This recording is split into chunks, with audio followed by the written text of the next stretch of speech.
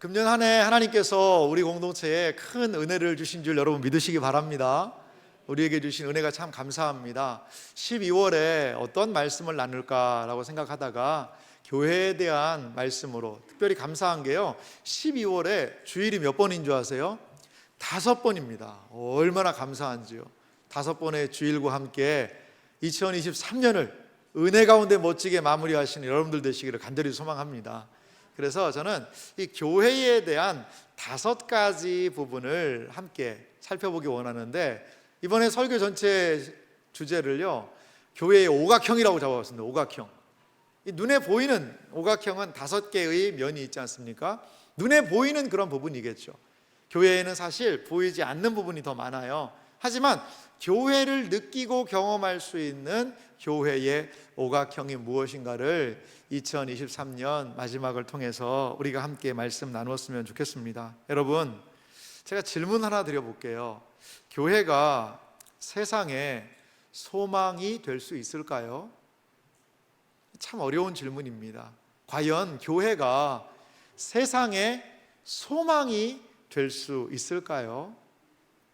많은 사람들은 이 이야기를 하면, 교회가 세상의 소망이다 라고 이야기를 하면 이렇게 이야기하는 사람도 있을 거예요. 교회가 자기 문제나 잘 해결하시오, 자기들이 문제가 당신들 코가 석자 아니요 라고 이야기하는 사람도 있을 겁니다. 교회에 대한 편견, 부정적인 시각이 여전히 존재함에도 불구하고요, 교회는 이 시대에 이 땅에 소망임을 믿으시기 바랍니다.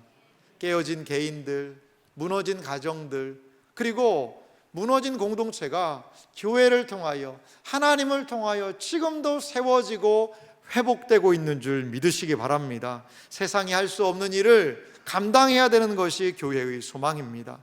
세상의 소망인 교회가 복음을 통해서 이 소망을 그럼 어떻게 드러낼 수 있을 것인가? 교회를 통해 드러나고 나타나야 되는 참된 모습이 무엇인지를 우리 함께 살펴보기 원합니다. 교회의 오각형, 오늘 첫 번째 시간은 제가 교회 안에 있는 사랑에 대해서 함께 살펴보기 원합니다. 그렇습니다. 교회는요, 사랑의 공동체지요. 그러면 교회가 사랑의 공동체라는 이 말의 의미가 무엇인지를, 그리고 어떻게 교회는 사랑할 수 있고 사랑의 공동체로 우리가 감당해야 되는 사명은 무엇인지를 오늘 말씀을 통하여 함께 살펴보기 원합니다. 오늘 우리가 읽었던 성경 말씀은요, 요한복음 13장 전체를 통하여서 이해할 수 있는 그런 말씀인데요, 예수님이 오늘 이 이야기를 하시는 배경은 이 땅에서 거의 마지막 때쯤에 하신 말씀이었어요. 예수님은 제자들하고 최후의 만찬을 하시거든요. 최후의 식사를 하십니다. 마지막 유월절 식사였는데요, 그 식사하시기 전에 제자들의 발을 씻어 주셨어요. 그리고 이런 예수님의 사랑에 대한 모습을 요한복음 13장 1절은 이렇게 시작하면서 열고 있습니다. 요한복음 13장 1절인데요, 유월절 전에 예수께서 자기가 세상을 떠나 아버지께로 돌아가실 때가 이른 줄 아시고 세상에 있는 자기 사람들을 사랑하시되 어떻게 해요? 끝까지 사랑하시니라. 예수님께서요, 세상에 있는 자기의 사람들, 주의 백성들을요, 어떻게 해요? 끝까지 사랑하셨다라는 거죠. 사랑하셔서 예수님은 발을 씻기시고 만찬을 베푸시고, 그리고 사랑하라고 말씀하시는 장면을 우리는 볼 수 있습니다. 예수님께서 이 땅에 계실 때 지속적으로 강조하신 것이 있습니다. 그것은 바로 사랑이었습니다. 친히 제자들의 발을 씻겨주시고 끝까지 사랑해라 라는 이 말씀은요, 유언과도 같은 말씀이었다는 거죠. 예수님께서 제자들과 교회에게 말씀하신 사랑, 그 사랑의 의미는 무엇일까요? 우리는 성경을 통해서 확인할 수 있는 예수님이 강조하신 사랑이 있습니다. 그것은 무엇이냐면 예수님이요, 하나님을 사랑하고 이웃을 사랑하라. 이러한 말씀을 참 많이 하셨어요. 이것을 조금 어려운 말로 사랑의 이중 계명이라고 이야기합니다. 이중 계명이에요. 그러니까 두 가지죠. 하나님 사랑, 이웃 사랑이 너무나도 붙들어야 되는 중요한 사랑의 가치다라고 얘기하신 겁니다. 이거에 대한 성경 구절이 있습니다. 마태복음 22장 36절 말씀부터 좀 보면은요, 여기 한 율법사가 예수님을 찾아와요. 그래서 예수님을 시험하면서 물어본다, 이렇게 얘기합니다. 뭘 물어보는지 아세요? 선생님, 율법 중에서 어느 계명이 크니까? 이렇게 이 율법사가 물어봤어요. 성경에 수많은 계명들이 있는데 그 중에 어느 계명이 크니까? 라고 물어본 거죠. 유대인들은요, 율법 조항이 613가지가 있다, 이렇게 이야기를 합니다. 하라는 것과 하지 말라는 것, 이 613가지나 되는 수많은 율법 조항 중에 어느 것이 가장 큽니까? 예수님을 시험하려고 물어보신 거죠. 그런데 예수님이 그 중에서 이 율법에서 너무나도 중요한 가치가 무엇인지를 선명하게 말씀해 주셨습니다. 마태복음 22장 37절 예수님이 이렇게 말씀하세요. 예수께서 이르시되 내 마음을 다하고 목숨을 다하고 뜻을 다하여 주 너희 하나님을 사랑하라 하셨으니 38절 이것이 크고 첫째 되는 계명이요. 자, 37절 내용 다시 보세요. 이것이 무슨 말씀이죠? 하나님을 사랑하라. 이것이 가장 중요한 계명이다 라고 우리 예수님은 말씀하십니다. 또 하나 예수님이 이렇게 얘기하세요. 39절 말씀부터 보면은요, 같이 39절 40절 같이 읽겠습니다. 둘째도 그와 같으니 내 이웃을 내 자신같이 사랑하라 하셨으니 이 두 계명이 온 율법과 선지자의 강령이니라. 이 강령이라는 단어가요, 좀 어려운 단어입니다. 어려운 단어예요. 강령이라는 것은 원어의 의미를 보면요, 걸려있다라는 뜻입니다. 걸려있다라는 뜻이에요. 그러니까 이게 예수님이 하신 말씀이 뭐죠? 어떤 계명이 가장 큽니까? 라고 이야기하자 하나님을 사랑하라, 이웃을 사랑하라. 이 두 가지의 구약의 모든 다른 계명들이 걸려있다라는 겁니다. 마치 이것과 비슷한 것 같아요. 여러분, 행사하고 잔치할 때, 운동회 같은 거 할 때 만국기를 걸어놓지 않습니까? 만국기를요 쫙 두 줄로 걸어놔요. 자, 만국기의 시작점이 있죠. 한 줄로 갑니다. 또 만국기가 이쪽으로도 펼쳐져요. 그러니까 하나님을 사랑하라, 또한 한 줄은 이웃을 사랑하라 라는 이 두 줄에 모든 율법 선지자들이 이야기한 것이 뭐 한다는 거죠? 걸려있다라는 거예요. 걸려있다. 그러니까 하나님 사랑, 이웃 사랑은요, 구약 성경을 해석하는 기독교 신앙을 이해하는 가장 중요한 가치라는 것을 우리가 여기에서 확인할 수 있습니다. 그렇습니다. 이것은 또한 십계명의 요약이기도 해요. 여러분, 십계명을 보세요. 십계명이 몇 개로 되어 있어요, 여러분? 질문에 답이 있죠. 십계명은 몇 개예요? 10개입니다. 그래, 십계명입니다. 십계명의 1계명에서부터 4계명, 1계명에서부터 4계명은 어떤 계명일까요? 첫 번째 계명 뭐죠? 너는 나 외에 다른 신을 두지 말라. 2계명은 뭐죠? 조용하네요. 네. 새긴 우상을 만들지 말라. 3계명은요? 망령 떼지 말라. 예, 그렇죠. 그리고 4계명은 안식일을 기억하여 거룩히 지키라. 이게 4가지거든요. 근데 10계명 4가지를 살펴보면요, 이게 핵심이 뭐냐? 하나님을 사랑하라는 거예요. 하나님을 사랑하라.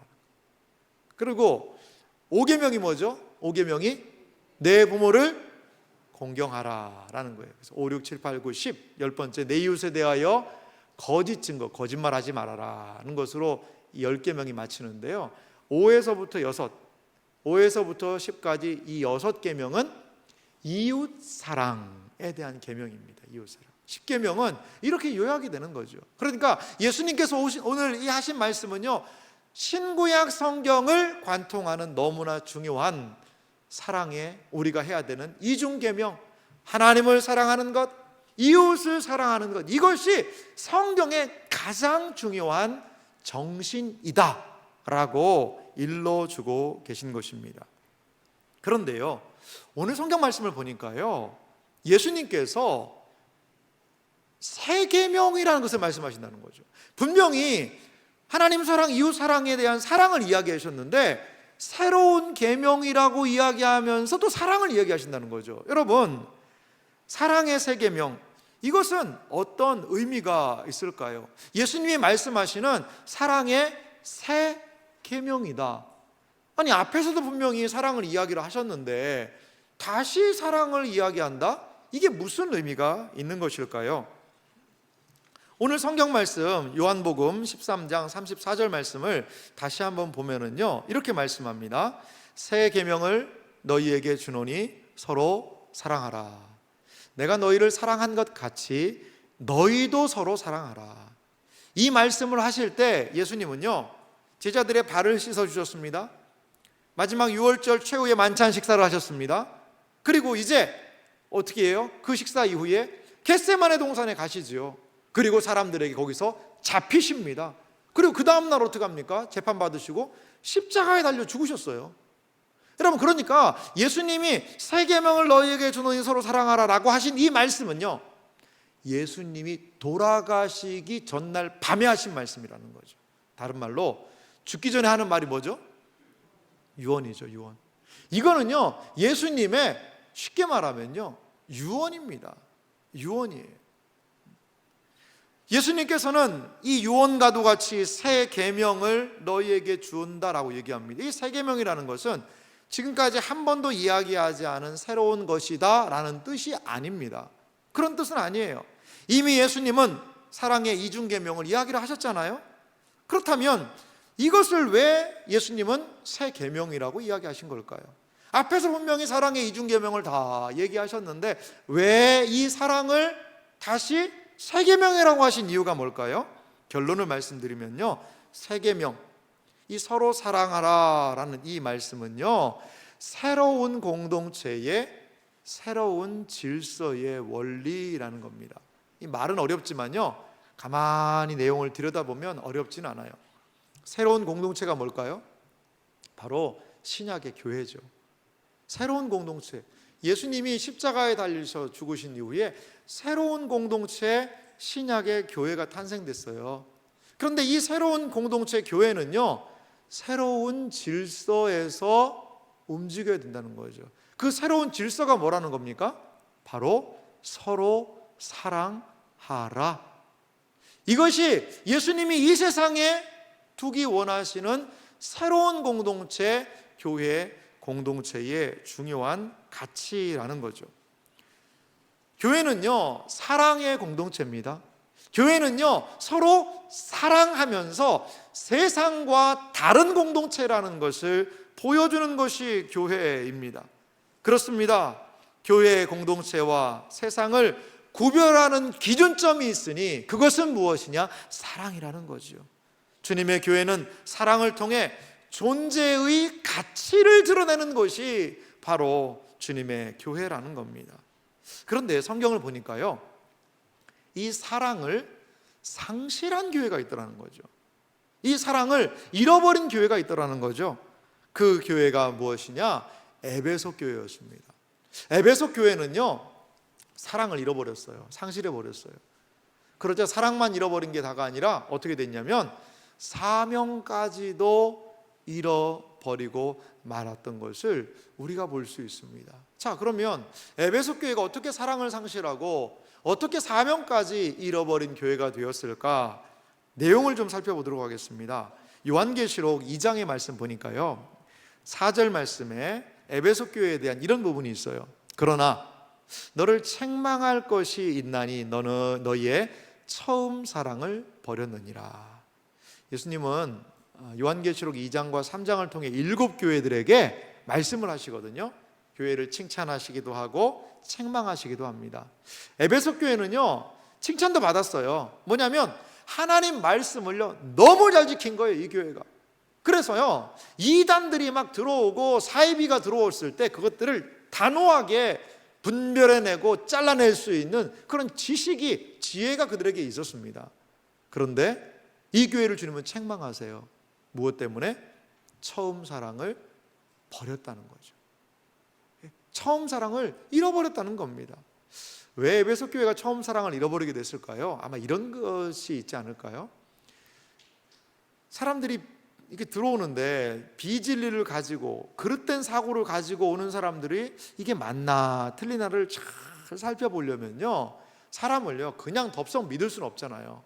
이리저리 의심과 의혹의 눈초리로 봐야 되지 않습니까? 아마도 그런 게 있었을 것 같아요. 그런 게.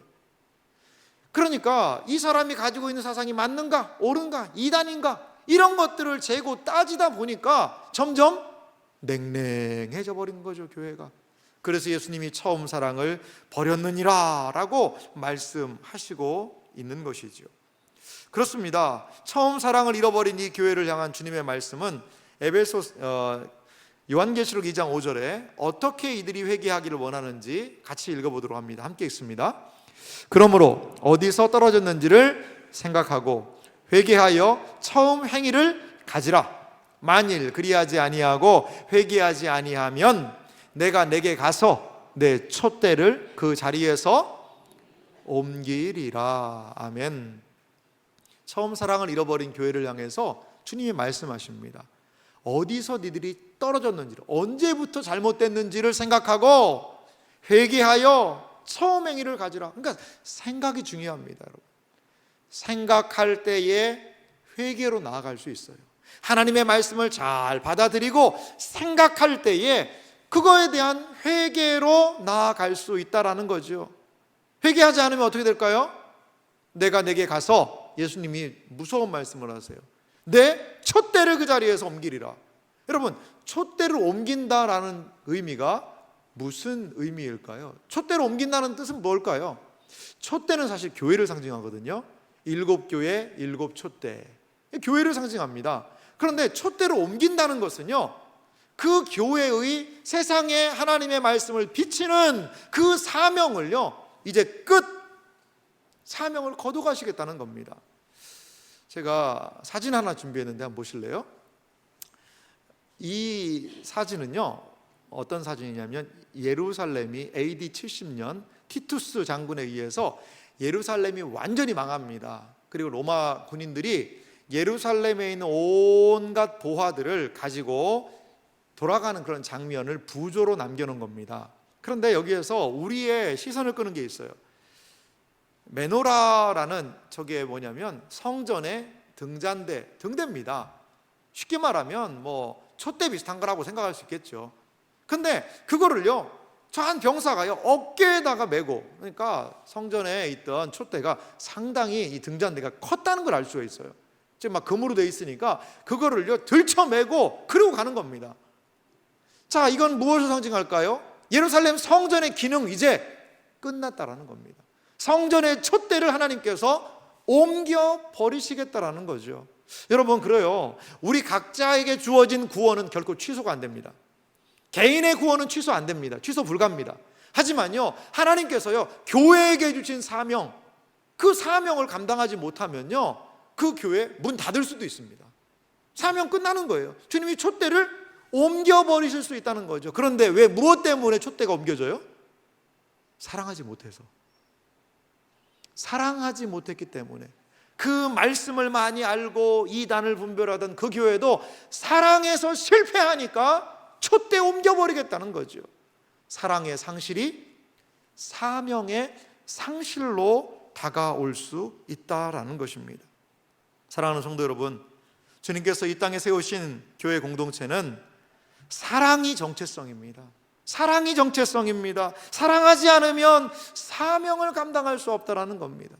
교회에는 많은 일들을 합니다. 사역들을 하죠. 그런데 사역을 앞서서 하는 모든 분들은 마음에 늘 생각해야 돼요. 사역을 열심히, 어떻게 보면 일 열심히 하다가 일만 남고 사랑이 식어지지 않는가. 열심히, 일은 열심히 하는데 사랑을 잃어버리고 있지는 않는가. 돌아봐야 돼요. 때로 일을 좀 더디해도 됩니다. 일 조금 완전하게 못해도 좋아요. 하지만 뭐는 해야 돼요? 사랑은 해야 되는 거예요. 사랑은 해야 되는 거예요. 이것이 교회의 사명이라는 거죠. 사랑할 때 그 교회가 사명의 일을 감당할 수 있는 것이죠. 사랑하지 않으면서 싸우면서 무슨 일을 한다? 그거는 주님이 원하시는 일은 아닐 수 있어요. 그러다가 주님께서 촛대를 옮겨버릴 수도 있다는 거죠. 에베소 교회는 그래도 감사하게요, 돌이켜서 생각하고 회개했던 것 같아요. 역사에 보면 에베소 교회는 그들이 돌이키고 회개하여 다시 사랑을 회복하자 교회의 사명을 감당했다라는 것이 초대교회의 증언입니다. 사랑하는 성도 여러분, 그렇습니다. 사랑이 너무나 중요한 거죠. 사랑의 이중 계명은 온 성경의 핵심을 관통하고 있습니다. 하나님 사랑, 이웃 사랑이 말이죠. 그리고 교회 공동체는 사랑이 우리 교회의 정체성이라는 것을 우리 알고 있습니다. 교회는 사랑하는 것이고 사랑하지 않으면 사명 감당할 수 없다는 것이 성경의 증언입니다. 그렇다면 우리는 어떻게 구체적으로 이 사랑을 실천할 수 있을까요? 어떻게 서로 사랑할 수 있을까요? 요한복음 13장 35절 말씀을 좀 보니까요, 이렇게 예수님이 사랑의 실천에 대한 중요한 말씀을 해놓으셨습니다. 우리 같이 이 말씀을 읽어보겠습니다. 35절 말씀 한 목소리로 읽습니다. 너희가 서로 사랑하면 이로써 모든 사람이 너희가 내 제자인 줄 알리라. 아멘. 예수님이 이렇게 말씀하셨어요. 너희가 서로 뭐 하면요? 사랑하면 이로써 모든 사람이, 믿는 사람이든 믿지 않는 사람이든 모든 사람이 너희가 내 무엇인 줄 알리라? 제자인 줄 알리라. 주님을 따르는 줄 알리라. 주님의 교회인 줄 알리라. 주님의 몸된 교회라는 것은 사랑을 통하여 알 수 있다라고 예수님이 이야기를 해주십니다. 우리는 서로 사랑을 통해 주님의 제자가 누구인지, 다른 말로 하면 교회 공동체가 무엇인지를 이 세상 사람들에게 알려줄 수 있습니다. 우리가 서로 사랑하는 것을 통하여 세상은 교회를 알게 된다는 겁니다. 초대교회 성도들은요, 잔인한 박해를 경험했습니다. 하지만 그 잔인한 박해 속에서도 초대교회 성도들은요, 서로 사랑했습니다. 그리스도인들의 형제 사랑에 대해서 초대교회의 교부였던, 그러니까 2세기 때 분인데요, 터툴리안이라는 분이 계세요. 그분이 초대교회 성도들의 모습을 이렇게 기록한 부분이 있습니다. 어떻게 그들이 서로를 사랑하는지 보라. 어떻게 그들이 서로를 위해 기꺼이 죽고자 하는지. 터툴리안이라는 이 초대교회 교부는 성도들이요, 막 서로 꿀이 뚝뚝뚝 떨어질 정도로 사랑하는 겁니다. 서로를 위해서 희생하는 겁니다. 서로를 위해서 섬겨주는 겁니다. 이러한 사랑의 모습이 로마 사람들을요, 감동시켰습니다. 감동시켰어요. 이것이 초대교회가 보여주었던 모습이라는 거죠. 그렇습니다. 교회에는 수많은 사랑의 실천들이 모인 곳이 교회 아니겠어요? 여러분, 우리 교회에도요, 은밀하게 힘들고 어려운 분들을 섬기시는 분들이 참 많이 계세요. 이게 교회의 자랑 아니고 무엇이겠어요? 은밀하게 교회에 필요한 것들, 또 아프시고 어려운 분들, 그런 분들을 식사를 섬겨드리기도 하고, 또한 작은 선물을 나눠드리기도 하고, 격려해드리기도 하고, 연락해주기도 하고, 이러한 사랑에 대한 실천을 통하여서 주님의 공동체는 세워지고 있다는 거죠. 그러면 구체적으로 이 사랑을 실천함에 있어서 우리가 가져야 되는 그러한 중요한 진리가 있습니다. 먼저는요, 이 하나된 하나님의 사랑과 형제 사랑에 대한 이해가 사랑을 실천할 때 필요하다는 거죠. 사랑이라는 것은요, 실천을 하면 좋은 거고, 실천을 하지 않아도 그렇게 문제없는 것, 그런 거는 아닌 것 같아요. 아닌 것 같아요. 사랑은 분명히 우리에게 실천을 요구하는데요, 이 사랑을 실천하면서 우리가 반드시 기억할 것은 무엇이냐? 이 하나님의 사랑과 이웃 사랑의 관계입니다. 이것이 어떠한 관계가 있냐면요, 요한일서 4장 20절이 이 하나님 사랑과 이웃 사랑과의 관계를 우리에게 이렇게 설명해 주고 있어요. 우리 20절 말씀 한 목소리로 같이 읽어볼까요? 함께 읽습니다. 누구든지 하나님을 사랑하노라 하고 형제를 미워하면 이는 거짓말하는 자니 보는 바 그 형제를 사랑하지 아니하는 자는 보지 못하는 바 하나님을 사랑할 수 없느니라. 아멘. 누구든지 하나님을 사랑하노라. 하나님, 제가 하나님 사랑합니다. 다른 많은 사람들한테도 저 하나님 사랑하는 사람이에요 라고 이야기를 하면서 그 형제를 미워해요. 하나님은 사랑한다라고 얘기하면서 형제를 미워해요. 그렇다면 하나님을 사랑하노라라는 그 말이 뭐라는 거죠? 거짓말이라는 거예요. 거짓말이라는 거예요. 하나님을 섬깁니다. 하나님을 경배합니다. 그런데 지속적으로 이웃 형제 자매를 미워해요. 증오해요. 그러면요, 하나님을 사랑한다는 그 말 자체가 거짓말이라고 성경이 이야기를 합니다. 자, 그러면서 하는 말이요, 그 형제를 사랑하지 아니하는 자는 보지 못하는 바 하나님을 사랑할 수 없느니라. 형제를, 눈에 보이는 형제를 사랑하지 못하면 눈에 보이지 않는 하나님을 사랑할 수 없다라고 사도 요한은 요한 1서를 통하여 우리에게 말씀하고 있습니다. 그러면서 우리에게 이렇게 권면합니다. 21절 말씀도 요한 1서 4장 21절도 같이 읽을까요? 함께 읽습니다. 우리가 이 계명을 주께 받았나니 하나님을 사랑하는 자는 또한 그 형제를 사랑할지니라. 아멘.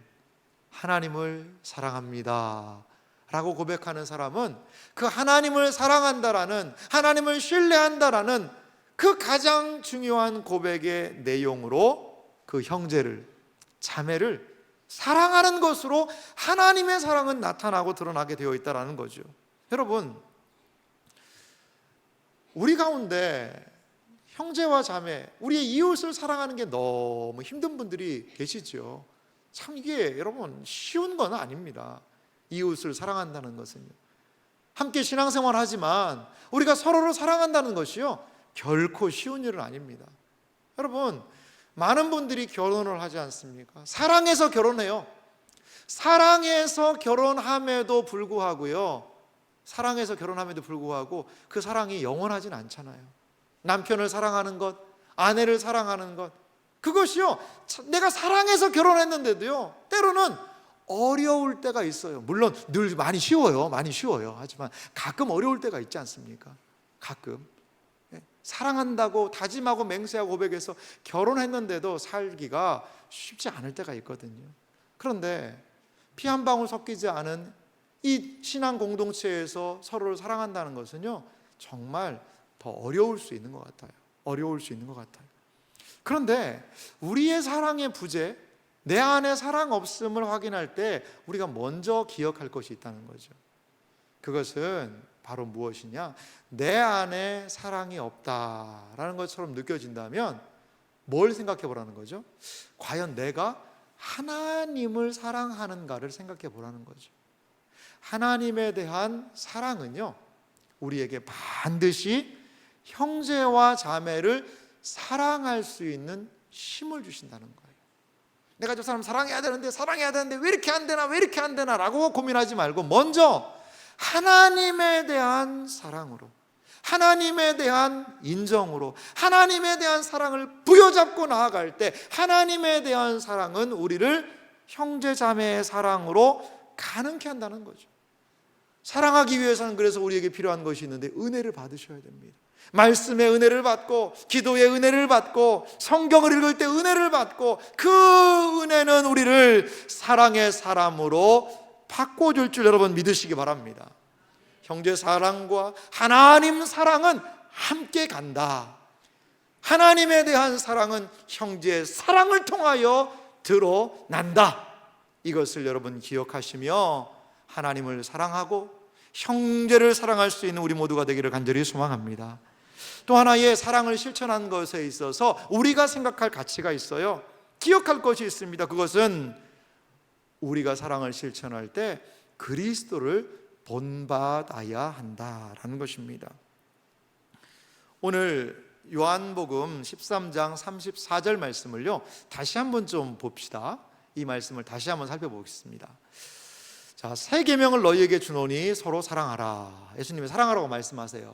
그러면서 뒷부분이 중요한데요, 내가 너희를 사랑한 것 같이 너희도 서로 사랑하라. 예수님은요 이야기하세요. 자, 네가 능력이 있으니까 네 능력으로, 네 노력으로, 네 열심으로 한번 사랑 잘해봐라가 아닙니다. 예수님이 사랑하라라는 말씀과 더불어서 무슨 말씀을 하시냐면 내가 너희를 사랑한 것 같이. 그러니까 우리가 서로 사랑을 하려면 뭘 알아야 돼요? 내가 너희를 사랑한 것 같이 예수님의 사랑을 뒤따라갈 때 너희도 서로 사랑할 수 있다는 거죠. 그렇습니다. 우리가 사랑할 수 있는 근거가 무엇입니까? 나의 약한 결심과 의지와 노력으로는 사랑할 수 없는 거 잘 아시잖아요. 누구 한 사람을 사랑하고 섬기고 한다는 것이요, 우리의 노력과 열심으로는요 너무나도 불가능할 때가 너무나도 많습니다. 그런데 먼저 사랑해 주신 분이 계시니 그분이 바로 예수님이라는 거죠. 요한일서 4장 9절 말씀은 하나님의 사랑에 대해서 이렇게 우리에게 기록되어 있습니다. 하나님의 사랑이 우리에게 이렇게 나타난 바 되었으니 하나님이 자기의 독생자를 세상에 보내심은 그로 말미암아 우리를 살리려 하심이라. 요한일서 4장 10절은 한 목소리로 읽습니다.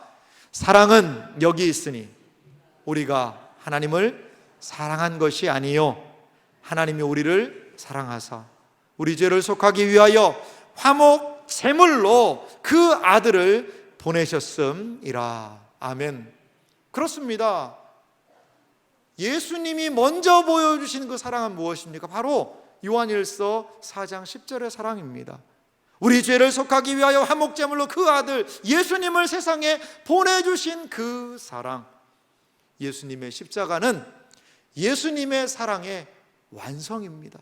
예수님은 죽음으로써 우리에게 사랑을 보여주신 것입니다. 그 예수님의 사랑을 기억하며 우리로 사랑하라고 말이죠. 사랑하라 라고 이야기하면 여러분 하실 말씀이 참 많을 것 같아요. 목사님, 제 상황을 아십니까? 내가 먼저 내 가족을, 내 남편을, 아내를, 자녀를, 부모님을 내가 먼저 사랑한다고 그래도 아니 그 사람은 반응 안 하고 가만히 있는데 왜 내가 손해보는 그 일을 해야 됩니까? 아니 그 사람도 좀 변화가 있어야지만 내가 사랑할 수 있는 거지. 그 사람은 변화하지 않고 가만히 있는데 나만 사랑하면 나만 손해게요? 라고 생각할 수 있어요. 그래서 사랑하는 것을 주저할 수 있습니다. 그래요, 그것도 일리가 있죠. 바위로 계란치기 같은 나만 일방적으로 이게 왜 사랑하라고 이야기하나. 그런데 오늘 예수님의 말씀 보세요. 내가 너희를 사랑한 것 같이 너희도 서로 사랑하라. 그럴 때 예수님이 보여주신 사랑을 생각해 보자는 거죠. 예수님이 십자가에 달려 돌아가실 때 내가 너 십자가에 달려 죽었다, 이제 너는 이제 나한테 이렇게 해야 된다, 저렇게 해야 된다. 예수님이 무슨 조건을 바라고 십자가에 올라가셨을까요? 그저 사랑하기 때문에, 그저 아낌없이 그의 목숨까지도 하나님의 사랑을 거기에서 십자가에서 그저 표현하신 것이 아닐까요? 사랑하는 성도 여러분, 사랑은요 희생이 분명히 따르는 것 같아요. 사랑을요 제대로 하려면요 아파요. 마음이 아픕니다. 아프지 않은 사랑은요 그 온전한 사랑은 아니지 않을까요? 그렇습니다. 그렇게 사랑의 실천은 어려워요. 그런데 그것을 우리 앞서 그리스도께서 아파하시면서 그 십자가의 고통을 통하여 우리에게 이것이 너희에 대한 나의 사랑이라고 보여주신 것을 우리는 기억하여야 합니다. 그렇습니다. 사랑하는 사람들, 그리스도의 사랑을 깨달아 안 사람들은 주님처럼 사랑해야 한다라는 거죠. 요한일서 4장 11절은 우리에게 이렇게 말하고 있습니다. 사랑하는 자들아, 하나님이 이같이 우리를 사랑하셨은즉 우리도 서로 사랑하는 것이 마땅하도다. 우리도 서로 사랑하는 것이 마땅하도다. 그리스도의 십자가를 기억하며 사랑으로 달려나아갈 수 있는 우리가 되기를 간절히 소망합니다. 교회 공동체가 끝까지 붙잡아야 되는 것은 무엇입니까? 그리스도께서 우리를 사랑하신 것처럼 우리도 서로 사랑하는 것입니다. 이 사랑을 실천하는 것이 교회 공동체가 세상에 보여줄 가장 중요한 가치라는 것입니다. C.S. 루이스는 순전한 기독교라는 책을 통하여 기독교 신앙의 가치에 대하여 사랑에 대해서 이렇게 이야기하고 있습니다. 좀 긴 글인데요, 우리 이 내용을 좀 같이 살펴보도록 했으면 좋겠어요. 우리에게 주어진 법칙은 아주 간단합니다. 이 법칙은 서로 사랑하라는 그 법칙입니다. 자신이 이웃을 사랑하나 사랑하지 않나 고민하느라 시간을 낭비하지 마십시오. 그냥 그를 사랑한다 치고 행동하십시오. 그러면 곧 위대한 비밀 하나를 발견할 것입니다. 어떤 사람을 사랑한다 치고 행동하면 얼마 지 않아 진짜로 그를 사랑하게 된다는 비밀 말입니다. 어떤 사람이 싫다고 해서 상처를 주면 점점 더 그가 싫어집니다. 그러나 싫은 사람이라도 잘 대해주면 점점 덜 싫어집니다. 덜 싫어집니다. 싫은 사람이라도 갑자기 사랑합니다 라고까지는 아니지만 덜 싫어진다는 거죠. 여러분, 이 말 좀 자세히 좀 보세요. C.S. 루이스가 하는 말은 뭐죠? 그냥 사랑한다고 치고 행동하라는 거예요. 그냥 사랑한다고 치고. 왜? 무엇 때문에? 예수님이 말씀하셨기 때문에. 그냥 그 말씀에 사랑한다 치고, 내가 이 사람을 사랑하나, 마음이 어떠나, 내 상태가 어떠나, 내 사랑이 뭐 차올라야지 내가 할 수 있지, 그런 거 묻지도 따지지도 말고 일단 어떻게 해요? 그냥 사랑한다 치고, 한 번도 상처받지 않은 사람처럼 그냥 사랑한다 치고 행동하라는 거죠. 순종하라는 거죠. 그러면 예수님께서 그 순종의 사랑의 행동을 통하여 거기 안에서 약속하신 은혜들이 있다는 거죠. 어머니가 밥상을 차려놓고 이것도 먹어라, 저것도 먹어라, 이건 영양에 좋단다. 여러분 그거 다 모르잖아요. 하지만 순종하면 어떻게 돼요? 몸에 건강함이 오잖아요. 우리는 때로 이건 싫은 음식일 수도 있어요. 이건 난 못하는 것일 수 있어요.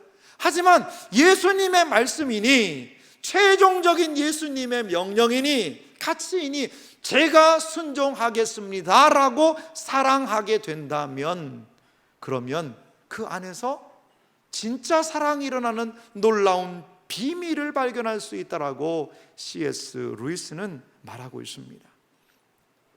사랑하는 성도 여러분, 저 가끔 이런 생각을 해봅니다. 인생을 마치고 우리가 하나님 앞에 서게 되는 날이 있을 거 아니겠어요? 그러면 예수님이 뭘 물어보실까?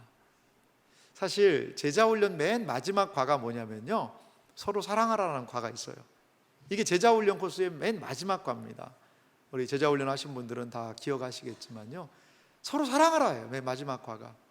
저는 천국에 예수님 앞에 딱 섰을 때 예수님이 그거 물어보실 것 같아요.